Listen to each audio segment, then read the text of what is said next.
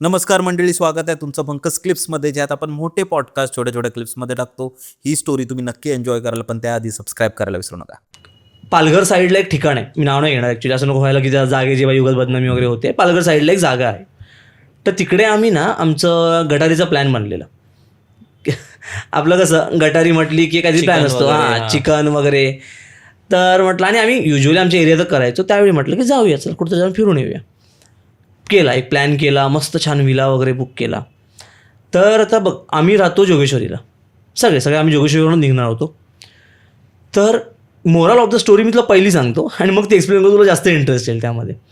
मग आपलं इतपत माहिती आहे, जोगेश्वरी ते पालघरवाला ते spot is hardly of 3 hours, 2.5 ते 3 तास, 100-110 किलोमीटर जास्तीत जास्त. तुला काय अंदाज आहे की 100-110 किलोमीटर मुंबईत विदाऊट रोड ट्रॅफिकला क्रॉस करायला किती वेळ लागेल? बाईक बाईक म्हण, 4 व्हीलर म्हण, 3 ते 4 तास, मॅक्स 4 तास, ट्रॅफिक 5 तास पकड. चल, तुला विश्वास नाही बसणार. आम्ही बाईकवाले थोडे लवकर पोहोचलो. शेवटची गाडी आमची 12 तासांनी पोहोचली. कुठे कुठे अडकलेली गाडी ती आता स्टोरी सांगतो तुला काय आहे ते. नाही बसत आहे मला विश्वास. स्टोरी ते सांगतो तुला काय आहे ते. बघ, ॲक्च्युली असं म्हणतात ना की काही गोष्टींचे आपल्याला क्लूज मिळतात, हिंट्स मिळतात, ती गोष्ट करू नये आपण, तरी आपण करतो, अंदाज येत नाही काय वेळेला. पहिला आम्हाला हिंट तिकडे बसली जिथून आम्ही निघत होतो ना, आमचा जो एरिया आहे तिकडनं. कसं आहे, आम्ही असे फिरून गेलो, पवई घोडबंदर मारून गेलो तर आपला जो वसईवाला फाटा लागतो तो, नाहीतर मग असा वेस्टर्न एक्सप्रेस हायवे.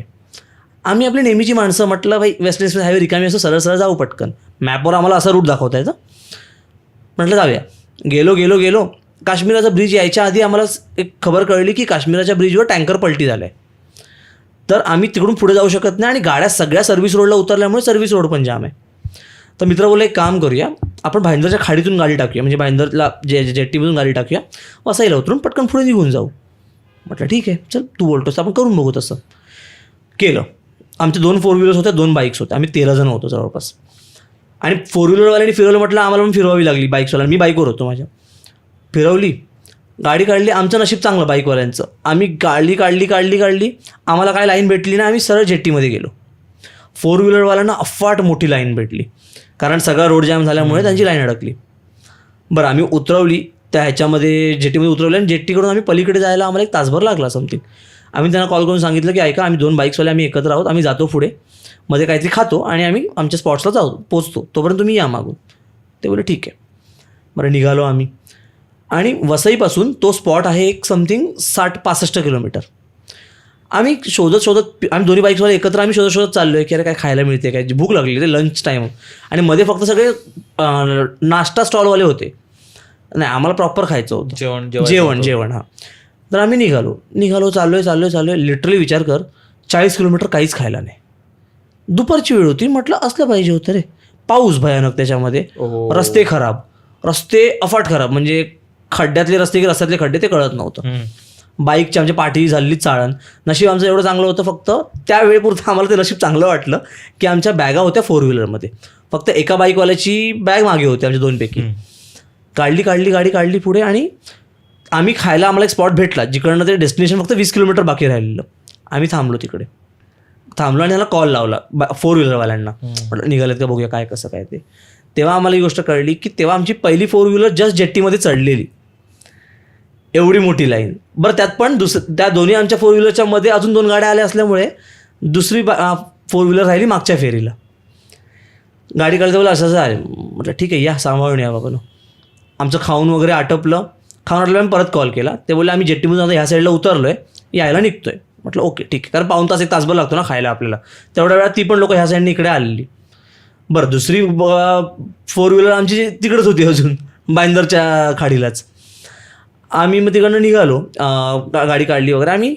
आम्ही 4:15ला विदाऊट एनी प्रॉब्लेम आम्ही 4:15ला प्रॉपर त्या स्पॉटला पोहोचलो. विचार सकाळी 10ला निघालो, बाईक असून आम्ही 4:15ला पोहोचलो. ते झालं. त्यानंतर दुसरी 4 व्हीलर निघाली आणि परत तिसरी पण निघाली तिकडनं. जी शेवटची 4 व्हीलर होती ना, तिला मध्ये येताना लगातार 3 ते 4 वेळा गाईचे कळप लागले. कळप म्हणजे असे तसे कळप नाही, जे गाडीकडे तोंड करून उभे आहेत की पुढे जाऊ नका इकडे. जाऊनच देत नाहीयेत. हां 3 ते 4 ठिकाणी प्रॉपर लिटरली हुर केल्यानंतर ते गेल्या हल्ले वगैरे जे काय आहे ते. बरं ती जी शेवटची कार होती ना त्यामध्ये नॉनव्हेज होतं, रॉ नॉनव्हेज प्रॉपर चिकन वगैरे आणि थोडंफार आपलं ड्रिंक्स वगैरे या सगळ्या गोष्टींचं थोडं सामान वगैरे होतं. आणि जी तिसरी गाडी होती आमची, जी थोडी पहिलीवाली 4 व्हीलर, त्या 4 व्हीलरमध्ये आमच्या बॅगा वगैरे होत्या. आम्ही पोचला, यांची वाट बघतोय, म्हटलं रे यार कधी येत आहेत. बरं आम्ही यांना कॉल केला. एका सर्टन पॉईंटला 6:30च्या आसपास आम्हाला कळलं, 6:30 पावणे 7च्या आसपास एक गाडी जी आमची आहे ती घाटात बंद पडली. घाटाच्या थोडं म्हणजे घाट उतरायला सुरुवात झाली आणि गाडी बंद पडली आहे ती, विदाऊट एनी रिझन बंद पडली. ती लोक तिकडे फ्रस्ट्रेट झाले, म्हटलं करायचं काय, काळोख सुरू झाला आहे तिकडे त्यावेळेला, रात्र ना घाटामध्ये काळोख सुरू झाली. तो बोलला काय करायचं, म्हटलं बोलतो की थांबवूया बघूया. तिकडे चिडचिड चालू आहे. बरं आम्ही दुसऱ्यावाल्यांना कॉल केला, कुठे आहात तुम्ही, अरे येतोय आम्ही, निघालो. ओके अर्धा तास झाला, यांना कॉल केला, काय तुमचं काय होतंय का, बोलतो अरे नाही अजून. आम्ही अशा सिच्युएशनला अडकलेलो ना की आम्ही बाईक घेऊन परत मागे निघू पण शकत नाही, बघायला कुठे आहेत काय आहेत. बरोबर. माझी खरी कधी फाटली, दुसरं आम्ही जेव्हा 7:30च्या आसपास आम्ही जेव्हा दुसऱ्या 4 व्हीलरवाल्याला कॉल केला ना तेव्हा आम्हाला कळलं त्या 4 व्हीलरवाल्यांना लागलाय चकवा. घाटात चकवा म्हणजे मग कसा, अर्धा ते पाऊण तास ते फक्त 30 किलोमीटरवरच फिरत आहेत, सरळ असं नाही की काही टर्मिन, रस्ता सरळ, मॅप लावलाय, मॅप आणि साईडचा एक स्टोन दिसत होता, स्पॉट 30 किलोमीटर, त्या स्पॉटचं नाव म्हणजे जिकडे आम्ही गेलेलो तिकडे स्पॉट 30 किलोमीटर 3 ते 4 वेळा झालं. त्या लिटरली फाटलं. त्या 4 व्हीलरमध्ये 2 मुली होत्या, 2 मुलं होती.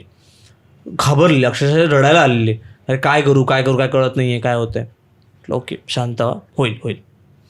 एक वेळ अशी आली की तिने लिटरली देवाचं समोर नवस बोलली ती प्रॉपर, की देवा बाबा जर काय आमच्याकडून चुकत असेल तर आम्हाला माफ कर, सोडव आम्हाला ह्याच्यातून, इकडून सुखरूपपणे आम्ही सगळेजण त्या ठिकाणी पोचू दे आणि मग त्यानंतर हवं तर मग आम्ही तुझ्याकडे मी येऊन प्रॉपर तुला ते हे करीन, म्हणतात ना जे आहे ते तुझं करीन. विदिन 5 ते 10 मिनटं त्यांचा चकवाही सुटला आणि पुढे जे हे होते, जी आमची दुसरी गाडी बंद पडलेली घाटामध्ये, त्यांना पण ऑल ऑफ अ सडन रस्त्यावरून कोणतरी 2 माणसं येताना दिसली मधूनच, ज्यांना त्यांनी सांगितलं की इकडे पुढेच गॅरेज आहे, फक्त गाडी थोडी पुश कर, राईट साईडलाच गॅरेज आहे, तिकडे टाकून तुझं काम होऊन जाईल. म्हणून गॅरेज झालं तरी ती गाडी 8 वाजता आली आमच्या स्पॉटला तिसरी, आणि शेवटची गाडी जी आली ती रात्री 9:30च्या आसपास आली. सकाळी 10ला जोगेश्वरून निघाली गाडी, 100 किलोमीटरसाठी 12 तास फिरत होती. बापरे. आणि ॲक्च्युली त्या गोष्टींना आम्ही थोडाफार सिग्निफिकंटली घेतलं, म्हटलं ओके झालं असेल, खरा गेम थोडा पुढे झाला. आम्ही गेलो, झाले सगळे फ्रेश बी झाले, थोडा स्विमिंग पूलमध्ये थोडाफार उड्या बिड्या मारल्या वगैरे, आणि नेलं थोडं सामान वगैरे, नेलं खाण्यापिण्याचं वगैरे सगळं झालं. आमचे प्लॅन सुरू झाले वगैरे, सगळे आपले मस्त मजा करतायत. ठीक आहे, बरेचसे जण न पिणारे होते, थोडे जण होते पेलेले वगैरे होते. आमचा प्लॅन चालला आहे, मजा करतोय, मस्ती करतोय, नाचतोय, खेळतोय वगैरे सगळेजण. 1-1.5-2चा ठोका बसला असेल आणि आमच्यातल्या एक मुलाने रडायला स्टार्ट केलं. रडायला म्हणजे ढसाढसा रडायला सुरुवात केलं. बापरे.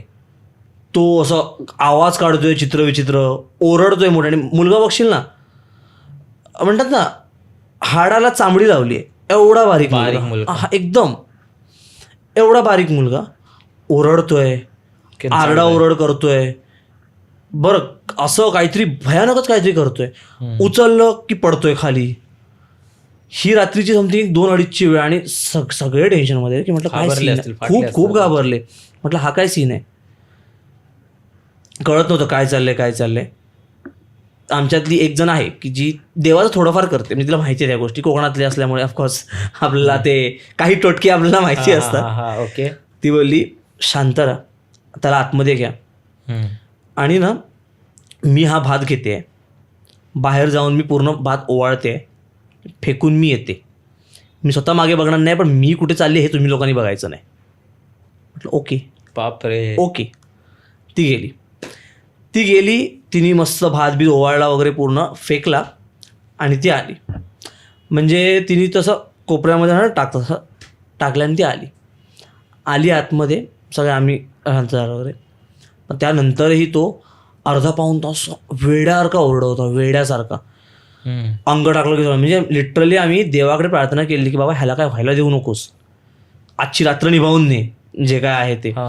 कारण सिरियस आमच्या जवळचा मित्र ना, एकदम म्हणजे खास मित्र, जवळचा घरी काय सीन झाला तर आम्ही काय करणार त्या वेळेला. बरोबर. वेड्याला करत होता रे पूर्ण लिटरली. आणि सगळ्यांचे आम्ही 13 जण होतो, 13 जणांपैकी 10 जण कंटाळून समजून झोपून आम्ही 3 जण सकाळपर्यंत जागे होतो, 5:30-6 जागे थोडंसं शांत झाला, झोपला. म्हणजे लिटरली शेवटचं मला आठवतं आहे, मी त्याच्या 2 लाफे मारलेत लिटरली त्याला, आणि त्याला फेकला, म्हणजे असं नेलं त्याला आणि सोब्यावर फेकून दिला त्याला, किंवा झोप आता. तिकडे तो पडला. सकाळी उठल्यानंतर फक्त त्याच्या आतड्या खूप दुखत होत्या, कारण कसं खूप ओरडलेला तो, खूप जास्त म्हणतात ना लिमिटच्या बाहेर ओरडलेला तो. सकाळी त्याच्या लिटरली त्याच्या आतड्या दुखत आहेत, त्याचं ते कळत त्याला माहितीच नाही आदल्या रात्री काय झालं, काय झालं आदल्या त्याला माहितीच नाही. त्यानंतर आम्ही सगळं चेक केलं की म्हटलं हा काय सीन नेमका झाला वगैरे. तर त्यावेळी आम्हाला कळलं की ती गटारी अमावस्या होती. आणि म्हणून तुम्ही चिकन वगैरे नेताय. हां, असं म्हणतात की काही ठिकाणी ना ह्या गोष्टी नाही चालत, किंवा आणि खरं म्हणा चकवा त्याच गाडीला लागला ज्या गाडी सगळं नॉनव्हेज भरलं आहे आमच्या, पूर्ण नॉनव्हेज म्हण, ड्रिंक्स म्हण, या सगळ्या गोष्टी. बरोबर. तेच फिरतायत. त्या मैत्रिणीला बोललो पहिलं जाऊन तुझे ते बोललेस ना देवाला त्याआधी पूर्ण करून ये, नाही तर प्रत्येक उलटायला वेळ लागणार नाही परत, ती गोष्ट जी आहे ती. बरोबर. ते म्हणजे हा खूप म्हणजे मी पर्सनली खूप जास्त म्हणतात ना हॉरिफाय झालेलो ह्या गोष्टी, असा अनुभव होता. कारण मी डोळ्यासमोर बघत होतो. म्हणजे ते मागे बाईकवाले जे इन्सिडेंट झाले म्हणा, मनालीवालं झालं, ते ठीक आहे, म्हणजे कसं ते ठीक आहे, ते झालं आणि ते होऊन गेलं आणि हे होतंय कंटिन्युअस 1-1.5 तासासाठी. पण त्याच्यानंतर तो मित्र कसा आहे, त्यानंतर पुढचे 4 दिवस तो स्वप्न, म्हणजे रात्री झोपताना वगैरे असं काय नाही, कोणी नाव बिव घेऊन उठतोय वगैरे. आणि आमच्या कोणाच्याच घरी यातलं काहीच माहिती नाही अजूनही. त्यामुळे त्याची मम्मी पण पडेल. होपफुली ते एवढा पूर्ण गोष्टी लाईफ होतील तर बरं आहे. पण मग ते एक झालेलं, कारण कसं घरच्यांना पण टेन्शन लागून जातं रे, आमचे पुढचे प्लॅन बंद होतील सगळे. हा एक होता. पण त्या जी तुझी मैत्रीण होती जिने ते भात वगैरे वाढलं, तिने नक्की काय केलेलं? कसं आहे माहितीये, आता सॉरी बोललेलं किंवा माफ करा, आय डोंट नो. म्हणजे ती अरे काय कोणाची हिंमत होणार आहे विचार, बाई तू काय केलंस, तिची हिंमत कशी झाली बाहेर जायची. कसं आहे माहितीये, काय वेळेला जेव्हा मैत्रीवर वेळ येते ना, असं असतं आपलं की काहीतरी कुछ तो करणं पडेगा, काय करणार, गिव्हअप कसं करू या गोष्टीवरती. ती स्पष्ट बोलली की मी हे करून येते, तुम्ही नाही हे करायचं म्हणून काही करू नका. आणि हे तिने जवळपास रात्री 2:30-3च्या वेळेला केलंय, विचार कर. बापरे. पण आहे दुसऱ्या दिवशी तुम्ही सकाळी दुसऱ्या दिवशी नाही, सकाळी नाही, आम्ही घाललेला वेळ 4:30ला ती अमावस्या संपणार होती. 4चा आमचा चेकआउट टायमिंग होता. मी त्यांना म्हटलं आपण भांडूया हवं तर त्या स्टेवाल्याशी, पण 4:30 क्रॉस झाल्याशिवाय निघायचं नाही कोणी इकडनं. विचार कर, तिकडनं आम्ही 4:45ला निघालो, 2.25 तासात जोगेश्वरी टच, 4ही गाड्या.